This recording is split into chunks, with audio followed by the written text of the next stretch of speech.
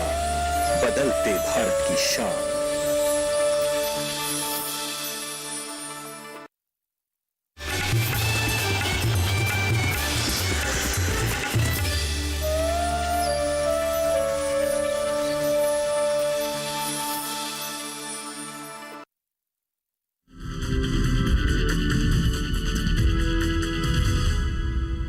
नमस्कार, स्वागत है आपका खेत खलिहान में। आपके साथ मैं हूं अंचल सिंह। खेत खलिहान में नई नई जानकारियों के साथ फिर हाजिर हैं। खेत खलिहान एक ऐसा कार्यक्रम है जिसमें हम खेती किसानी से जुड़ी हुई तमाम महत्वपूर्ण जानकारियां आप किसानों तक पहुंचाते हैं ताकि इसका लाभ आप अपनी खेती किसानी कृषि में ले सकें। तो आज के अंक में क्या है विशेष, ये आपको बता दें। जी हाँ, आज हम सबसे पहले आपको बताएंगे कि कैसे इस मौसम में बेलदार सब्जियों की देखभाल करें। इसके बाद जानकारी देंगे आपको कि बहुफसली प्रणाली के फायदे क्या क्या हैं, क्यों हमारे किसान इसे अपनाएं। तो चलिए शुरुआत करते हैं खेत खलिहान की। मॉनसून का सीजन है और देश भर में बारिश हो रही है। ये बारिश किसानों के लिए बहुत अच्छी भी है, लेकिन अगर सही समय पर सही सावधानी नहीं बरती तो ये आपकी फसलों को बर्बाद भी कर सकती है। ऐसे में खास तौर पर वो किसान जो कि सब्जियों की खेती करते हैं, उन्हें सावधानी बरतने की बहुत ज्यादा जरूरत है। और अगर आपने बेलदार सब्जियां ली हैं तो ऐसे में इन विशेष बातों का ध्यान रखना बहुत जरूरी है। कौन कौन सी बातें हैं जो कि बेलदार सब्जियों में आपको ध्यान में रखनी होगी, आइए जानते हैं।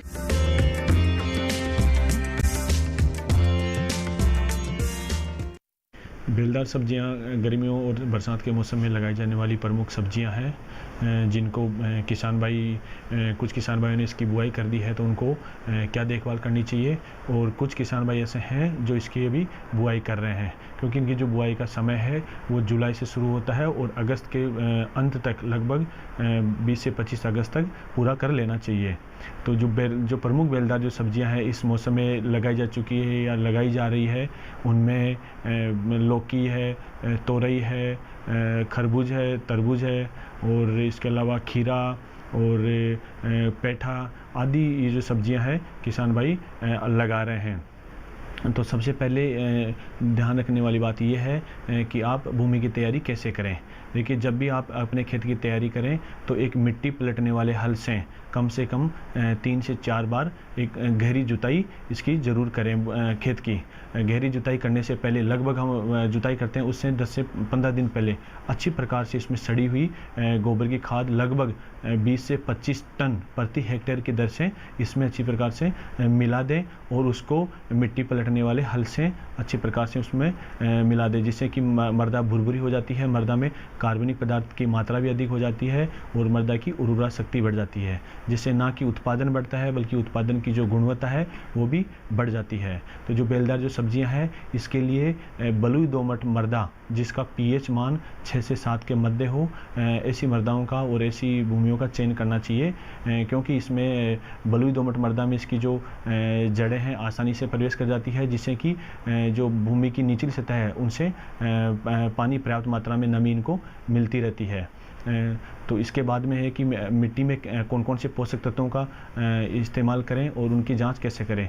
तो मृदा में जब भी किसी पोषक तत्व की कमी दिखाई दे तो उसकी मृदा जो प्रयोगशाला है निकटतम हमारे जो कृषि विज्ञान केंद्र हो या जो मृदा प्रयोगशाला हो या किसी भी कृषि विश्वविद्यालय है, वहाँ की जो मृदा प्रयोगशाला है वहाँ से इसकी जाँच करवा लेनी चाहिए और उसकी जाँच के अनुसार ही मृदा में पोषक तत्वों की मात्रा डालनी चाहिए। आजकल जो भारत सरकार के द्वारा जो मृदा स्वास्थ्य कार्ड भी बनाए जा रहे हैं तो उनका भी इस्तेमाल किसान भाई मृदा में पोषक तत्व डालने के लिए कर सकते हैं। इसके बाद में आता है बुआई का समय, कि बुआई कैसे करें और कब करें और कैसे करें। बुआई सबसे पहले जो बेलदार सब्जियां हैं उनकी नालियों में करनी चाहिए, क्योंकि नालियों में जब हम बुआई करते हैं तो पर्याप्त मात्रा में नमी भी मिल जाती है और इसकी जो बुआई है जो पश्चिमी दिशा में जो नाली की जो मेड़ होती है उसमें करनी चाहिए। और इसमें जो अधिक बढ़वार वाली जो बेलदार सब्जियां हैं जिनमें लौकी, कद्दू ये सब्जियां हैं, इनमें नाली से नाली की दूरी है जो लगभग 2.5 से 3 मीटर रखनी चाहिए। और जो छोटी बेल वाली सब्जियां हैं जिनमें करेला और खीरा और तोरई और खरबूज है, उनमें जो नाली से नाली है उसकी दूरी लगभग 1.5 से 2 मीटर तक रखनी चाहिए। और उनकी बुआई है वो हिल में ही करनी चाहिए। एक पौधे से दूसरे पौधे की जो दूरी है वो लगभग जो छोटी बेल वाली सब्जियां हैं जिनकी बेल की बढ़वार कम होती है, जिनमें करेला हो गया और खीरा हो गया और तोरई हो गया, उनमें 50 से 60 सेंटीमीटर रखनी चाहिए। और जो अधिक बढ़वार वाली जो बेलदार सब्जियां हैं उनमें एक पौधे से दूसरे पौधे की दूरी लगभग 1 मीटर रखनी चाहिए। उसके बाद में जब हम इसकी बीजों की हम बुआई करते हैं तो इसमें सबसे प्रमुख ये ध्यान रखना पड़ता है कि हमें बीजों को बुआई से पूर्व इसका उपचार कैसे करें। तो जो फफूंदनाशक जो दवा है जिसमें आप थायरम भी ले सकते हैं या कैप्टान ले सकते हैं या बाविस्टीन भी ले सकते हैं, इसकी 2 ग्राम मात्रा 1 किलोग्राम जो बीज होता है उसका अच्छे से सूखा उपचार करना चाहिए। उसको अच्छी प्रकार से उसके ऊपर परत उसकी चढ़ जानी चाहिए, उसके बाद में ही बीजों की बुआई करनी चाहिए। कुछ किसान भाई इसकी सीधी बुआई करते हैं बीजों की, कुछ किसान भाई इसकी पौध तैयार करते हैं। तो अब जो बुआई कर रहे हैं उनको सीधी बुआई करनी चाहिए क्योंकि पौध तैयारी करने का समय निकल चुका है। अगर आप इसकी पौध तैयारी करेंगे तो उसमें समय लगेगा और फिर उसकी आप पौधों को जो आपकी नर्सरी है वहाँ से अगर मुख्य खेत में इसको स्थानांतरण करेंगे तो उसमें समय लगेगा। तो अभी सीधी बुआई का समय है। बुआई के बाद में हमें ये ध्यान रखना है कि सिंचाई कब व कैसे करें। जो बेलदार सब्जियां हैं और इनकी बुआई करने के बाद में सिंचाई तुरंत करनी चाहिए। अगर बारिश का मौसम है या बरसात हो रही है तो नमी को देखते हुए हमें सिंचाई करनी चाहिए। सामान्यतः बरसात के मौसम में 8 से 10 दिन के अंतराल पर सिंचाई करनी चाहिए और अगर आप गर्मी के मौसम में ये लगाते हैं तो 3 से 4 दिन के अंतराल पर सिंचाई कर सकते हैं। जो दूसरी जो ध्यान रखने वाली बात है वो है कि खाद उर्वरकों का कौन से खाद का और कितनी मात्रा में इस्तेमाल करना चाहिए। जो हमने जब खेत तैयार करते हैं उस समय अच्छी प्रकार से सड़ी हुई गोबर की खाद डाल देते हैं। उसके बाद में भी हमें कुछ ऐसे प्रकार के पोषक तत्व हैं जो कि पौधों को निरंतर देते रहना चाहिए, जिनमें DAP और यूरिया इसका कुछ मिक्सर बना के जो नालियाँ होती है उनके जो हिल होते हैं उसके पास में हम कस्सी की सहायता से उसकी निराई गुड़ाई करके और कुछ थोड़ा थोड़ा मात्रा में वो डाल देना चाहिए, जिससे कि पौधों की बढ़वार अधिक होती है। और कुछ सूक्ष्म पोषक तत्व है उनको हमेशा मृदा की जांच के अनुसार ही डालना चाहिए। और उसके बाद में जो हम प्रमुख ये ध्यान रखना चाहिए कि कौन सी किस्मों का हमें चयन करना चाहिए, ये भी एक ध्यान रखने वाली प्रमुख बातें हैं। अगर हम लौकी की बात करें तो उसमें पूसा नवीन, पूसा संतुष्टि, पूसा समृद्धि, पूसा हाइब्रिड 3 इन किस्मों का चयन करना चाहिए। अगर हम करेले की बात करें तो करेले में पूसा औषधि, पूसा पूर्वी, पूसा हाइब्रिड 2, पूसा हाइब्रिड 4 या पूसा जो संस्थान की जो संरक्षित कृषि के लिए एक किस्म निकाली गई है पूसा रसदार का भी आप चयन कर सकते हैं। लेकिन इस किस्म का प्रयोग आप जब करेला अगर संरक्षित कृषि में लगा रहे हैं या नेट हाउस में लगा रहे हैं तभी इस किस्म का चयन आप करें।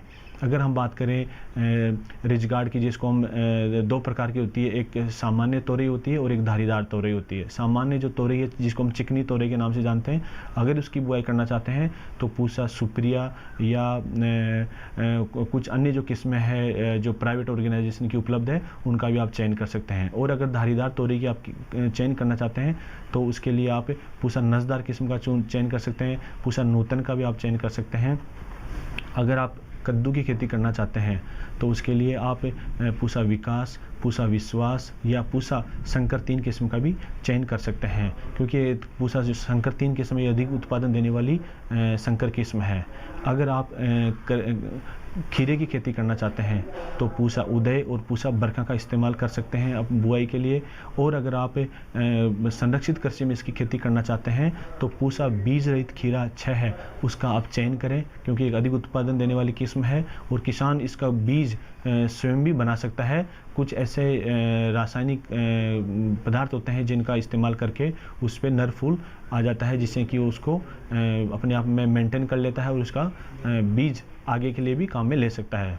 अगर आप इनके अलावा अन्य जो बेलदार सब्जियां हैं जिनमें पेठा है उनकी खेती करना चाहते हैं तो पूसा उर्मी है, पूसा उर्मी जो एक उन्नत किस्म है उसका भी आप चयन कर सकते हैं। अब जो प्रमुख बातें हैं वो ये है कि किसान कितनी मात्रा में बीजों का प्रयोग करें। देखिए, अगर आप खीरे की खेती करना चाहते हैं तो लगभग 3.5 से 4.5 किलोग्राम बीज प्रति हेक्टेयर की दर से इस्तेमाल कर सकते हैं। लौकी या कद्दू की खेती करना चाहते हैं तो 5.5 से 6 किलोग्राम बीज प्रति हेक्टेयर की दर से इस्तेमाल करना चाहिए। करेले की खेती करना चाहते हैं आप तो 4 से 5 किलोग्राम बीज प्रति हेक्टेयर की दर से आपको इस्तेमाल करना चाहिए। अगर आप रासायनिक उपचार करना चाहते हैं तो पेंडेमिथिलिन नाम का जो खरपतवारनाशी है उसकी 400 से 500 ml दवा, लगभग आधा लीटर दवा लें और उसको 200 लीटर पानी में घोल बनाएं और उसको खेत में बुआई से पूर्व उसका छिड़काव कर दें। तो इस प्रकार से ये बरसात के मौसम में ध्यान रखने जाने वाली प्रमुख बातें हैं। और उसके बाद में जो प्रमुख बातें ध्यान रखनी चाहिए उनका वो है कीट व बीमारियों का नियंत्रण हम कैसे करें और किसान भाई इसके लिए क्या क्या उपाय करें। क्योंकि जो बेलदार सब्जियां हैं उनमें जो प्रमुख कीट है वो है कद्दू का लाल भृंग कीट। ये छोटे छोटे रंग के कीट होते हैं जो कि पौधों की कोमल जो शाखाएं होती हैं, पुष्प होता है, तना होता है, इन पर बैठते हैं और इनके भागों को खाने लग जाते हैं, जिससे कि पत्तियां जालीनुमा हो जाती है और पूरी पत्तियों को ये कीट धीरे धीरे खा जाते हैं, जिससे कि जालीनुमा हो जाती है और उसकी उपज में भी कमी आ जाती है और उसका सही प्रकार से वाष्पीकरण नहीं हो पाता है और भी जो अन्य पौधों की जो क्रियाएं वो नहीं हो पाता है, फल नहीं बनते हैं, फल टेढ़े मेढ़े रह जाते हैं, छोटे रह जाते हैं। तो इस कीट का नियंत्रण का जो बेहतर उपाय ये है कि सुबह के समय इनको नग्न आंखों से आसानी से इन कीटों को देखा जा सकता है। तो किसान इनको हाथ से भी उठा कर सब इकट्ठा करके एक छोटे से गड्ढे में दबाकर इन कीटों को नष्ट कर सकता है। अगर इनकी संख्या अगर खेत में अधिक दिखाई दे तो मार्शल नाम की जो एक दवा है उसका लगभग 1.5 से 2 ml दवा को प्रति लीटर पानी के हिसाब से घोलकर उसका घोल बनाकर और खेत में सुबह के समय उसका एक स्प्रे कर दें, जिससे कि इस कीट से कीट को आसानी से नियंत्रित किया जा सकता है। जो प्रमुख दूसरा जो कीट है वो है फल मक्खी। ये फल मक्खी जो फल बनते हैं, जब फल की अवस्था में बेलदार सब्जियां आती है तो उनके फलों को खाने लग जाती है, जिससे कि उनके अंदर प्रवेश कर जाती है। अगर इसकी संख्या अधिक हो या इसका प्रकोप अधिक हो तो मार्शल जो नाम की दवा है जो हम लाल कद्दू के लाल रंग के लिए प्रयोग में लेते हैं, उसी दवा को आप 2 ml प्रति लीटर पानी में घोल बनाकर छिड़काव कर सकते हैं, जिससे भी इस कीट का भी नियंत्रण आसानी से हो जाता है। जो तीसरा जो प्रमुख कीट है वो है माहू, जिसको हम चेपा बोलते हैं। ये छोटे छोटे कीट होते हैं जो कि पत्तियों की कोमल जो टहनियाँ होती हैं उन पर बैठते हैं और उनका रस चूसते हैं, जिससे कि पत्तियाँ मुरझाने लग जाती है, पीली पड़ने लग जाती है, सूखने लग जाती है, पत्तियाँ कुरकुरी हो जाती है और पूरा पौधा ही नष्ट होने लग जाता है। तो इस प्रकार के कीटों को नियंत्रण करने के लिए मेटासिस्टोक या रोगर नाम की जो दवा है उसका 1 ml दवा को प्रति लीटर पानी में घोल बनाकर स्प्रे करें, जिससे कि इस बीमारी से, इस कीट से आसानी से निजात मिल सके। और जो चौथा प्रमुख जो कीट है वह है सफ़ेद मक्खी, जिसको हम वैज्ञानिक भाषा में वाइट फ्लाई के नाम से जानते हैं। ये भी छोटे छोटे रंग के कीट होते हैं और बरसात में इनकी संख्या बहुत अधिक बढ़ जाती है। अब जो प्रमुख हम बीमारियों की बात करते हैं, जो बरसात के मौसम में जो प्रमुख बीमारियां आती है उनमें जो चूर्णी लासिता प्रमुख एक बीमारी है। इस बीमारी में पौधों की ऊपरी सतहों पर सफ़ेद रंग की वर्दी दिखाई देने लग जाती है। ऐसा लगता है जब किसान भाई अगर खेत में जाते हैं तो कि जैसे किसी ने पत्तियों के ऊपर या टहनियों के ऊपर चूर्ण डाल दिया वो सफ़ेद रंग का। तो इस कीट के नियंत्रण के लिए केराथिन नाम की जो दवा है उसका लगभग 1.5 से 2 ml दवा को प्रति लीटर पानी में घोल बनाकर उसका छिड़काव करें, तो इस प्रकार की बीमारी से भी आसानी से निजात मिल जाती है। दूसरी जो प्रमुख बीमारी है वो मर्दुरोमिल आसिता है। इस बीमारी में पत्तियों की जो निचली सतह होती है उस पर बैंगनी रंग के धब्बे दिखाई देते हैं, पत्तियां ऊपर से पीली पड़ जाती है, जिससे कि पत्तियां सूखने लग जाती है, पौधा मुरझा जाता है और इस बीमारी का प्रकोप अधिक बढ़ने पर पूरे खेत नष्ट हो जाता है।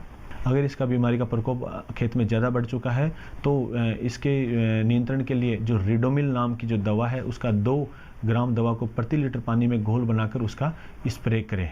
और जो तीसरी जो प्रमुख बीमारी है वो है विषाणु रोग।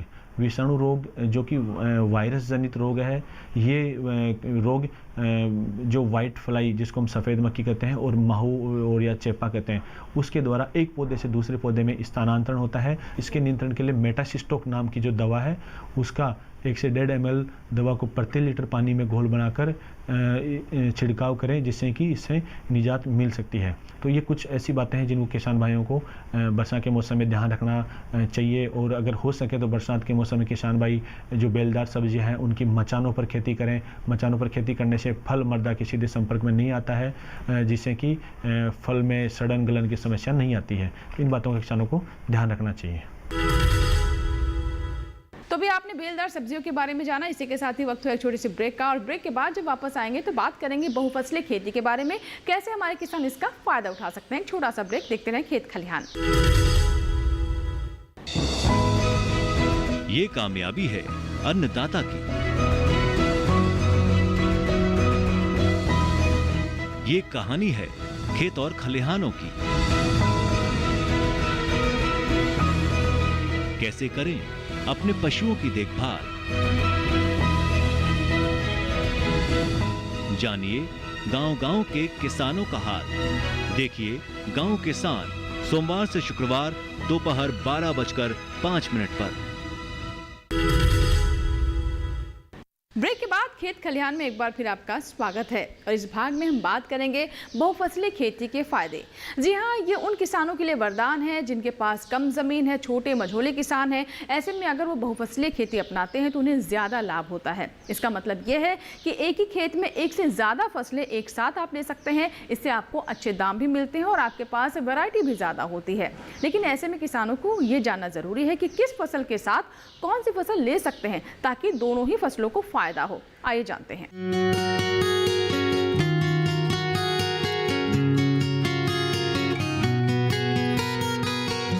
विभिन्न फसलों को एक खेत में दिए गए निर्धारित समय में उगाने को बहुफसलीय प्रणाली कहते हैं।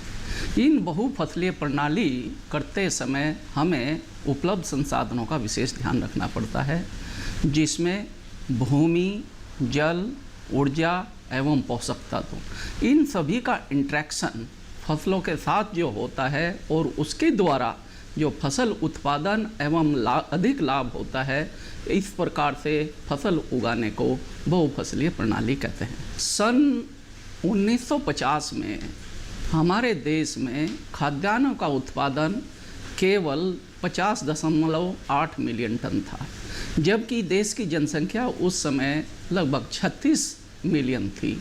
इस प्रकार देश में खाद्यान्नों की बहुत कमी थी तथा देश खाद्यान्नों के लिए आयात पर निर्भर था।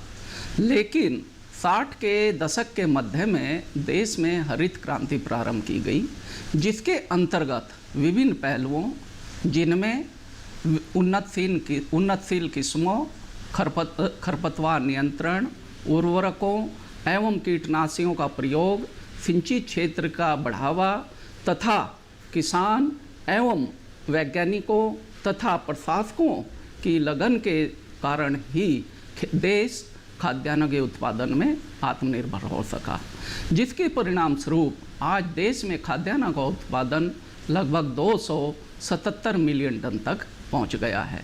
लेकिन इसके साथ साथ देश में कुछ बहुफसलीय प्रणाली, जैसे धान, गेहूं, जो देश की मुख्य बहुफसलीय प्रणाली है, इसका बहुत बड़ा महत्व रहा है।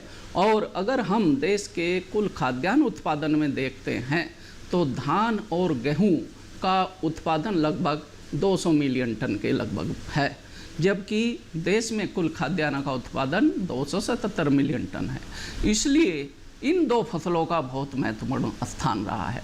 इसके साथ साथ एक इसका ये भी दुष्परिणाम रहा है कि धान और गेहूं फसल प्रणाली लगभग देश के 12 मिलियन हेक्टेयर क्षेत्र में अभी उगाई जा रही है, जिसके परिणाम स्वरूप किसान भाई लगातार इन्हीं फसलों को उगा रहे हैं तथा किसानों के पास जो संसाधन हैं, खास तौर से उर्वरक और पानी, इनका अधिक उपयोग किया जा रहा है इस प्रणाली में।